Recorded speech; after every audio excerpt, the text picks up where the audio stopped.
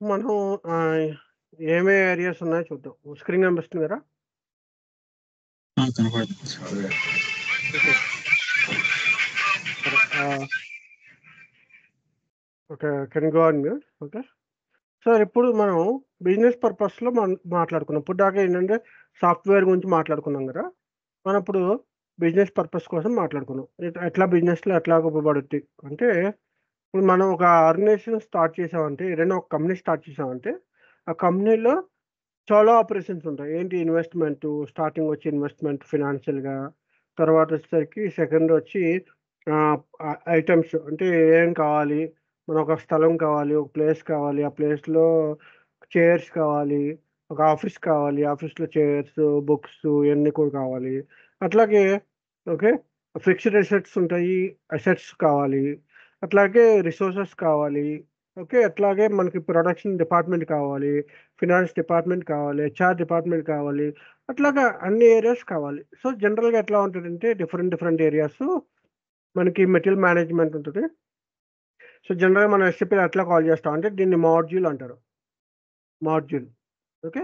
మనం మాడ్యూల్ అంటామన్నమాట. ఏదైనా పలికేటప్పుడు ఏంటంటే MM module, FI module, ST module, PP module అట్లాగన్నమాట. సో, ఆహ్, ఆహ్, ఒక్కొక్క పర్సన్ ఒక్కొక్క ఏరియాలో పనిచేస్తుంటారు. ఒక్కొక్క మాడ్యూల్‌లో పనిచేస్తుంటారన్నమాట. ఓకే. సో, ఎంఎం అంటే ఏంటి? Material management. Material management. And FI అంటే ఏంటి? ఫినాన్స్. Finance management. ఓకే. అట్లాగే సీఓ అంటే ఏంటి? కంట్రోలింగ్. ఓకే. అట్లాగే హెచ్ఆర్ అంటే ఏంటి? Human resource. ఓకే. పీపీ అంటే ఏంటి? Production planning. ఓకే. అట్లా ఎస్టీ అంటే ఏంటి? Sales and distribution. Hello sir. వినిపిస్తుందా? Yes sir. అంటే ఇప్పుడు మనకి ఎస్ఏపి అడ్వాన్స్‌డ్ సాఫ్ట్‌వేర్ అన్నారు కదా సార్. హ్మ్. వీటి మీద. అవునవును. కరెక్ట్. చెప్పు. అంటే నెక్స్ట్ ఇప్పుడు ఒరాకిల్ సాఫ్ట్‌వేర్ ఉందనుకోండి. హ్మ్. అది ది దానికున్న డిసడ్వాంటేజెస్ దీని మీద వాళ్ళు కరెక్ట్ చేసుకొని అది కూడా అడ్వాన్స్‌డ్ అయ్యే అవకాశం ఉంది. ఉంది కదా! అందుకే కదా మొన్న నాకు ఎగ్జాంపుల్ చెప్పాను. ఎగ్జాంపుల్ ఏం చెప్పాను? బ్యాంకింగ్ సెక్టర్ ఉందనుకో. బ్యాంకింగ్ సెక్టర్‌లో ఓకే. ఇప్పుడు నేను ఒరాకిల్ వాడాననుకో. ఒరాకిల్‌లో వాళ్ళకేంటంటే డే బై డే ట్రాన్సాక్షన్ కానీ okay. Day by day transactions కానీ, సెటిల్మెంట్స్ అంటే ఏంటి కస్టమర్స్‌కి సెటిల్మెంట్ చేయాల్సినయి, చెక్స్ ప్రాసెసింగ్ చేయడం, automatic process, automatic clearance. Okay. So, ఇలాంటియి ఓకే. ఒరాకిల్‌లో పాజిబిలిటీ లేవు. కొన్ని వాటిలకి పాజిబిలిటీ లేవు. ఓకే. ఏంటి మాన్యువల్‌గా చెక్ చేసుకోవాలన్నమాట. మాన్యువల్‌గా చెక్ చేసి ఓకే. ఈ పేమెంట్ క్లియర్ చేయాలి. ఈ పేమెంట్ పంపించాలి. ఈ పేమెంట్ బ్యాంక్ పంపిస్తారు. ఇంకొక పేమెంట్ దీనికి వెండర్‌కి క్లియర్ చేయాలి. ఈ వెండర్ మళ్ళీ పంపిస్తారు. అట్లా మాన్యువల్ చెకప్ ఉంది గానీ ఆటోమేటిక్ క్లియరెన్స్ లేవు. ఓకే. అదే ఇప్పుడు ఎస్‌సిపిలో ఉందనుకో ఓకే. ఎస్‌ఏపీలో మనకి ఈ ఎప్పుడైతే మనకి వెండర్ బ్యాలెన్స్ పేమెంట్ చేయాలో ఓకే. ఇమ్మీడియేట్‌లీ మనం ప్రాసెస్ చేసామనుకో ఆటోమేటిక్‌గా ద సిస్టమ్ బ్యాంకర్స్‌కి ఆ ఇన్ఫర్మేషన్స్ ఎళ్ళిపోయి బ్యాంకర్స్‌లో వాళ్ళు ఆ అమౌంట్‌ను వాళ్ళ క్రెడిట్‌కి ప్రాసెస్ చేస్తారు. అవునా? సో, ఆటోమేటిక్ క్లియరెన్స్ అన్నమాట. అంటే మాన్యువల్‌గా మనం ప్రాసెస్ చేయాల్సిన అవసరం లేదు. ఆటోమేటిక్ క్లియరెన్స్ కూడా ఉంది. సో, అట్లాగా కొన్ని డిసడ్వాంటేజ్‌లు ఉన్నప్పుడు వాటిని క్లియరెన్స్ చేసి ఎస్ఏపీలో వాళ్ళు వాటికి ఆప్షన్స్ ఇచ్చారు. ఓకేనా? Yes sir. అంటే అర్థమైందా? ఇప్పుడు ఒరాకిల్‌లో కూడా ఇప్పుడు ఇలా డైరెక్ట్‌గా బ్యాంకర్స్‌కి పేమెంట్ అయ్యేలాగా ఒరాకిల్‌లో కూడా అప్డేట్ చేసుకోవచ్చు కదా సార్ అంటున్నా. వాళ్ళు చేసుకోవచ్చు. అలాగా అంటే ఒరాకిల్ సాఫ్ట్‌వేర్ సంబంధించిన వాళ్ళు వేరే వాళ్ళుంటారు. ఎస్ఏపీకి సంబంధించిన వాళ్ళు వేరే అదే సార్. వాళ్ళుంటారు. వాళ్ళేం అది చేసుకోవచ్చు. ఫ్యూచర్‌లో వాళ్ళకి వచ్చిందనుకో టెక్నాలజీ వాళ్ళ ఇంప్లిమెంట్ చేసుకోవచ్చు. ప్రాబ్లమ్ ఏం లేదు. సో, టెక్నాలజీ మారుతూ ఉన్న కొద్దీ వాళ్ళు ఇంప్రూవ్‌మెంట్ చేసుకుంటారు. మనం ఇంప్రూవ్‌మెంట్ చేసుకుంటాం. కస్టమర్‌కి ఎవరు నచ్చితే వాళ్ళు తీసుకుంటారు. ఇప్పుడు నేనున్నా అనుకో నాకు ఆహ్, ఓఎస్ న ఆండ్రాయిడ్ నచ్చదనుకో, ఐఓఎస్ నచ్చిందనుకో, నేను ఐఓఎస్ వాడతాను. నీకు ఆల్టర్‌నేటివ్‌గా నువ్వు ఆండ్రాయిడ్ వాడుతున్నావు. సో, ఫంక్షనాలిటీస్ ఒకటే. నువ్వు కాల్ చేస్తావు, నేను కాల్ చేస్తాను. నువ్వు మెసేజ్ పెట్టావు, నేను మెసేజ్ పెట్టాను. నువ్వు వాట్సాప్ వాడతావు, నేను వాట్సాప్ వాడతా.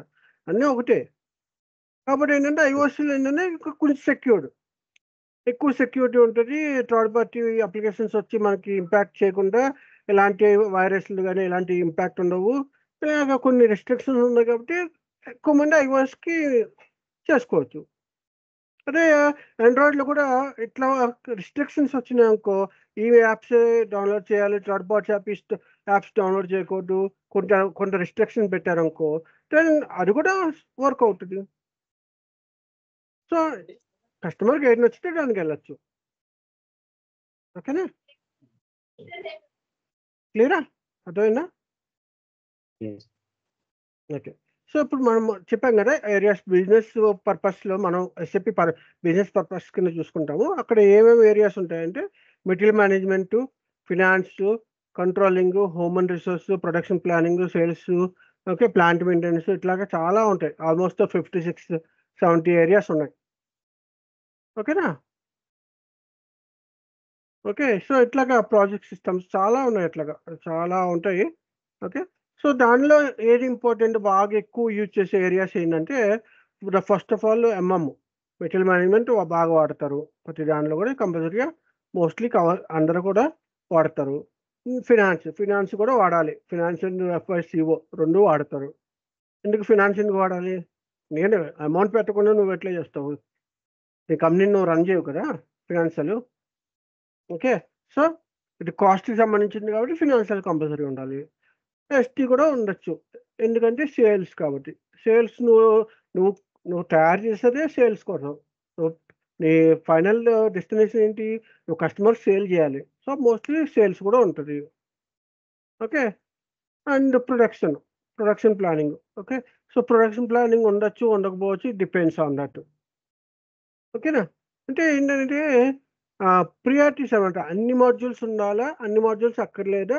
నేను కొన్ని మాడ్యూల్స్ నేను సాఫ్ట్‌వేర్ ద్వారా రన్ చేస్తాను. కొన్ని మాడ్యూల్స్ రన్ చేయక్కర్లేదు. నాకు అవసరం లేదు, అంత ఇంపార్టెంట్ కాదనుకుంటే యూ కెన్ లీవ్ ఇట్. ఎందుకంటే నువ్వు మాడ్యూల్స్ పెరిగే కొద్దీ నీ యొక్క కాస్ట్ పెరుగుతుంది. నీ యొక్క ఇన్వెస్ట్‌మెంట్ కాస్ట్ పెరుగుతుంది సాఫ్ట్‌వేర్ మీద. ఎందుకు? ఎందుకు చెప్పు? ఎందుకు కాస్ట్ పెరుగుతుంది? బికాజ్ సపోర్ట్ తీసుకోవాలంటే నేను ఒక రిసోర్స్‌ని రిక్రూట్మెంట్ చేసుకోవాలి. వాడికి అన్ని ప్రాసెస్ తెలిసుండాలి. వాడు రన్ చేస్తూ ఉండాలి. అట్లాగే ఫినాన్స్ సంబంధించి మళ్ళీ ఫినాన్స్ తీసుకున్నామనుకో, ఫినాన్స్‌కి ఒక రిసోర్స్‌ని తీసుకోవాలి. వాడికి అన్ని ప్రాసెస్ తెలిసుండాలి. ఎట్లా వాడాలో తెలిసుండాలి. ఓకే. దాన్ని మళ్ళీ ఏదైనా ప్రాబ్లమ్స్ వస్తే సపోర్ట్ చేయడానికి ఒక పర్సన్స్ కావాలి. అట్లా సేల్స్ ఇట్లా ఎప్పుడైతే మాడ్యూల్స్ పెరుగుతూ ఉంటాయో కాస్ట్ కూడా ఎక్కువ పెరుగుతూ ఉంటది. మన యొక్క మెయింటెనెన్స్ కాస్ట్ కూడా పెరుగుతూ ఉంటది. ఓకేనా? క్లియరా? అర్థమైందా? అర్థం కాలేదా? Yes sir. ఓకేనా? So okay. సో ఇలాగా మనకి ఒక బిజినెస్ స్టార్ట్ చేసినప్పుడు ఇట్లా ఇన్ని ఏరియాస్ ఉంటాయన్నమాట. సో నేను 60-70 ఏరియాస్ ఉంటాయి. హెచ్‌సిఎం ఉంటది, ఎస్ఆర్ఎం ఉంటది, సిఆర్ఎం ఉంటది. చాలా ఉంటాయి. వేర్ హౌస్ మేనేజ్మెంట్స్ ఉంటాయి. ఎక్స్టెండెడ్ వేర్ హౌస్ మేనేజ్మెంట్స్ ఉంటాయి. అడ్వాన్స్డ్ ప్లానింగ్ ఆప్టిమైజేషన్ ఉంటది. చాలా ఉంటాయి. 60-70 ఉంటాయి. బట్ ఇయి ఏంటంటే రెగ్యులర్‌గా ఎక్కువ కంపెనీస్‌లో వాడతారు. మిగతాయన్నీ కూడా ఏంటంటే అవసరాన్ని బట్టి వాళ్ళు ఆ మాడ్యూల్‌ని ఇంప్లిమెంట్ చేసుకుంటారు. ఓకే. సో జనరల్‌గా ఏంటంటే ద కాస్ట్ ఆఫ్ సాఫ్ట్‌వేర్ అంటే ఇయన్నీ ఇంప్లిమెంట్ చేయడానికి జనరల్‌గా ఒక 1,00,00,000, 2,00,00,000 నుంచి స్టార్ట్ అవుద్ది. ఈ బిజినెస్ అంటే ఇంప్లిమెంట్ చేసి అంటే సపోర్ట్ చేసేందుకు. ఎందుకు అంత కాస్ట్ పెట్టి తీసుకుంటున్నారంటే వాళ్ళకి 100,00,00,000, 200,00,00,000 టర్నోవర్‌లో ఉంటది కాబట్టి వాళ్ళు వాళ్ళు కంట్రోల్ చేసుకోవాలి కాబట్టి లైఫ్ లాంగ్ ఇది కంట్రోల్ చేస్తది కాబట్టి ప్రాసెస్‌ని ఆప్టిమైజేషన్ చేస్తది కాబట్టి ఓకే. నేను ఆ సాఫ్ట్‌వేర్‌ని కొనుక్కున్నా. ప్రతిసారి నేను పేపర్ మీద ఎళ్లి రాసుకోలేను గదా! అవునా కదా? హ్మ్. అంతేనే కదా! అందుకనే వాళ్ళకి ప్రాపర్ సాఫ్ట్‌వేర్ కోసం వాళ్ళు కొంచెం సాఫ్ట్‌వేర్ కాస్ట్‌లీ అయినా సరే దానికోసం వెళ్తున్నారనమాట. క్లియరా?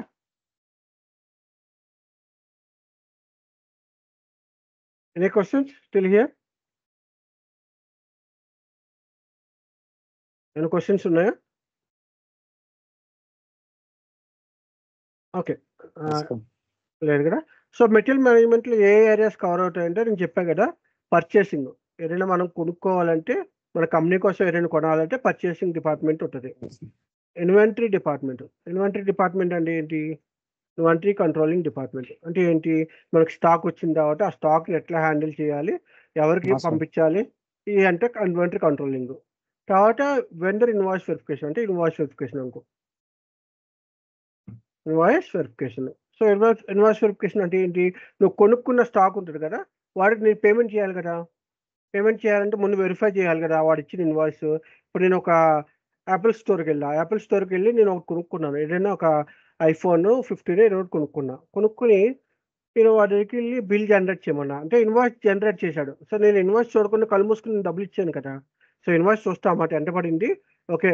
ఎంత టాక్స్ ఏశారు? ఓకే. ఏమైనా ఎక్స్‌ట్రా సర్విస్ చార్జెస్ ఇస్తారా? ఓకే. ఏదైనా లోకల్ జీఎస్టీ ఏసారా? ఓకే. సో ఇయన్నీ కూడా నేను వెరిఫై చేసుకోవాలి. సో ఇన్వాయిస్ వెరిఫికేషన్‌లో అయన్నీ కూడా పార్ట్ వస్తదన్నమాట. ఏమేమి వెరిఫై చేయాలి? అసలు ప్రొడక్ట్ మనం రిసీవ్ చేసుకున్నామా లేదా? ఇయన్నీ కూడా చూసుకోవాలి. ఓకేనా?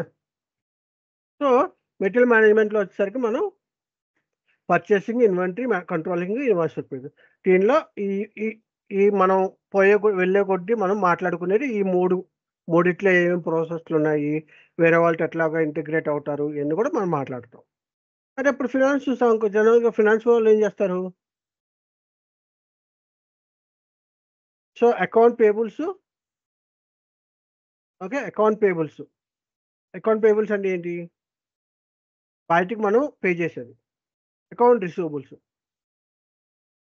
అంటే ఏంటి? మన కస్టమర్ నుంచి మనం మనకు ఆన్ టైమ్‌లో అమౌంట్ వచ్చిందా లేదా? కస్టమర్ పే చేసాడా లేదా? కస్టమర్ పే చేయకపోతే వాళ్ళకి రిమైండర్ పంపించడం. కస్టమర్స్ ఎంత పే చేయాలి? ఓకే. ఇయన్నీ కూడా కస్టమర్స్. అంటే పేయబుల్స్ అంటే మనం పే చేస్తాము. రిసీవబుల్స్ అంటే మనం తెచ్చుకుంటాము. ఓకే. దాంతో పాటు కాస్ట్ కాలిక్యులేషన్. మనం ఒక మ్యానుఫ్యాక్చరింగ్ చేస్తుంటే ఒక ప్రొడక్ట్ ఎంత పడింది మనకి? ఎన్ని రా మెటీరియల్స్ వాడారు? ఎంత సర్విస్ పడింది? ఎంత లేబర్ కాస్ట్ పడింది? ఇయన్నీ కూడా చూసుకొని ఫైనల్‌గా వాళ్ళు ఫైనల్ ప్రొడక్ట్స్ కాస్ట్ ఏస్తారు కదా! సో దానిలో కూడా కాస్ట్‌కి సంబంధించిన ఫినాన్షియల్ సంబంధించిన కాలిక్యులేషన్స్ కూడా ఉంటాయి. ఓకే. అట్లాగే కంట్రోలింగ్ వాళ్ళు మెయిన్ ఏంటంటే కాస్టింగ్ రిలేటెడ్ అన్నమాట. నేను చెప్పా కదా! ఇప్పుడు నీకు ఎగ్జాంపుల్ అది మెయిన్‌గా చూసుకునేది కాస్టింగ్.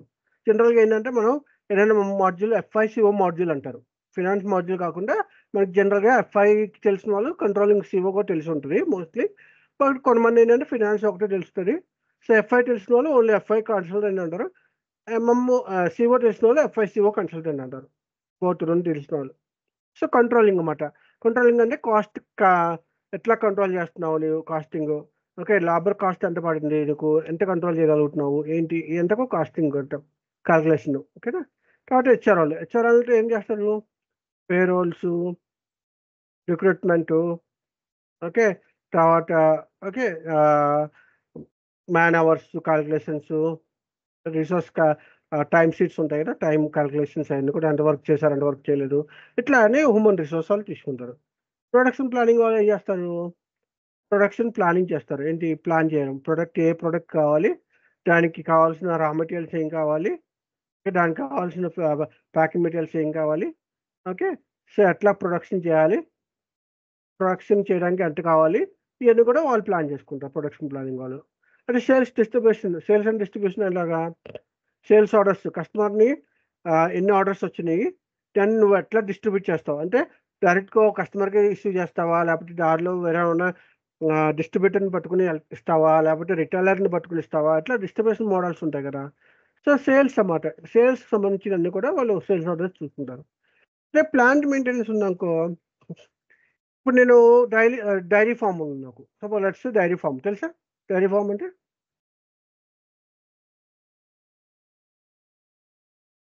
డైరీ ఫార్మ్ యెస్ తెలుసా? సార్. ఓకే. సో, డైరీ ఫార్మ్స్‌లో తెలుసు. ఏముంటాయి? మనం రోజు మిల్క్ ఒస్తది. మిల్క్ ఒక 200 లీటర్స్ మిల్క్ వచ్చిందనుకో, దాన్ని ఏం చేస్తా ఫస్టు పాస్చరైజేషను ఓకే. అంటే బాయిల్ చేపిచ్చడము, దానికి సమ్ లిమిటెడ్ వాటిలో కంటైనర్స్‌లో ఏసి, కంటైనర్స్ స్టోర్ చేసి, దానికి బాయిల్ చేపిచ్చడం అన్నీ చేస్తా. ఓకే. సో, అది ఒక ప్లాంట్ మనకి. ఆ ప్లాంట్‌లో ఏం చేస్తది? బాయిల్ చేస్తది, స్టోర్ చేస్తది, కూల్ చేస్తది, ప్యాకింగ్ చేపిస్తది, ఇయన్నీ చేపిస్తది. అంటే ఏంటి? నీ యొక్క మెయింటెనెన్స్, నీ యొక్క ఎఫిషియన్సీ మెయింటెనెన్స్ కరెక్ట్‌గా ఉంటే నీ ప్లాంటు రేపొద్దున 200 లీటర్స్ వచ్చినా, 300 లీటర్స్ వచ్చినా, అలా 10 డేస్ వచ్చినా, 20 డేస్ వచ్చినా ఎఫిషియెంట్‌గా నువ్వు స్టోర్ చేయగలవు. అదే నువ్వు మెయింటెనెన్స్ సరిగ్గా చేయలేదనుకో, ఇవాళ వర్క్ అయిందనుకో కూల్ చేసేది వాళ్ళకి వర్క్ అయిందనుకో చిల్ చేసేది, టుమారో సడెన్‌గా పాడైపోయిందనుకో, నీ మెయింటెనెన్స్ కరెక్ట్గా లేదు. ఎందుకంటే నువ్వు కంటిన్యూస్గా 24 అవర్స్ నువ్వు రన్ చేస్తే ఏమి ఇస్తున్నా పాడైపోతాయి, అంతే కదా. సో దానికి ఎంత టైం మనం వర్క్ చేయించాలి, ఎంత టైం మనకు టైం ఫ్రీగా ఇవ్వాలి, క్లీనింగ్ ఎంత జరగాలి, ఎంత బాయిల్ వాటర్ వేసి క్లీన్ చేయాలి, ఎంత నార్మల్ వాటర్ వేసి క్లీన్ చేయించాలి, ఎంత టెంపరేచర్లో కూల్ చేయించాలి, ఇవన్నీ ప్లాంట్ మెయింటెనెన్స్లోకి వచ్చి పార్ట్ వస్తుంది అన్నమాట. ఓకేనా, మెయింటెనెన్స్ వస్తుంది. అంటే ప్రాజెక్ట్ సిస్టమ్లో అనుకో బడ్జెట్ అన్నమాట. బడ్జెట్ ఎట్లాగా, ఇప్పుడు నేను ఒక ప్రాజెక్ట్ ఏదైనా ఒక ప్రాజెక్ట్ స్టార్ట్ చేశాను అనుకో, అంటే ఏంటి, 5 ఫ్లోర్స్ బిల్డింగ్ కన్స్ట్రక్ట్ చేస్తున్నాను. ఆ కన్స్ట్రక్షన్ బిల్డింగ్ నేను ఒక ప్రాజెక్ట్ కింద కన్సిడర్ చేస్తే దాని యొక్క బడ్జెట్, అంటే ఆ మొత్తం కంప్లీట్ చేయడానికి నీకు ఎంత బడ్జెట్ పెట్టుకున్నావు, ఓకే, ఒక్కొక్క ఫ్లోర్ వర్క్కి ఎంత బడ్జెట్ పెట్టుకున్నావు, ఓకే, ఒక్కొక్క యాక్టివిటీకి ఎంత పెట్టుకున్నావు, ఆ యాక్టివిటీకి అమౌంట్కి సరిపోతుందా లేదా, నువ్వు స్పెండ్ చేసినప్పుడు అమౌంట్ ప్రకారం వెళ్తుందా, ఎక్సెస్ అమౌంట్ స్పెండ్ చేస్తున్నావా, ఇవన్నీ కూడా ప్రాజెక్ట్ సిస్టమ్స్లో భాగంగా వస్తాయి బడ్జెటింగ్ సంబంధించి. సో అట్లాగా మనకి 60-70 మాడ్యూల్స్ ఉన్నాయి. ఓకే, సో ఈ కొన్ని ఎగ్జాంపుల్స్ చెప్పాను అనమాట. Okay, clear. సో అందులో మనం ఏంటంటే మనం పోయేది ఏంటంటే ఎంఎం మాడ్యూల్ అన్నమాట. అంటే ఇప్పుడు నీకు అర్థమై ఉంటుంది, ఫిగర్ అర్థమై ఉంటుంది.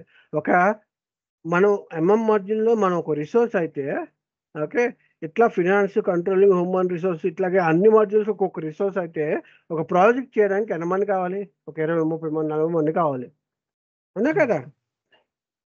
ఒక కంప్లీట్గా నా కంపెనీకి నేను బిల్డ్ చేయాలంటే 20-30-40 మంది కావాలి. ఇంతమంది శాలరీలు ఇచ్చి ఇంతమంది క్యాలిక్యులేట్ చేసి ఇన్ని నెలలు సాఫ్ట్వేర్ ఇంప్లిమెంట్ చేసి వాళ్ళ ప్రాసెస్ ప్రకారం మనం డిజైన్ చేసిస్తే అప్పుడు వాళ్ళు రన్ చేసుకోవడానికి కుదురుతుంది. సో అందుకనే దాని యొక్క ఎక్స్పెన్స్ ఎక్కువ అన్నమాట, కాస్ట్ ఎక్కువ. ఓకేనా, ఓకేనా.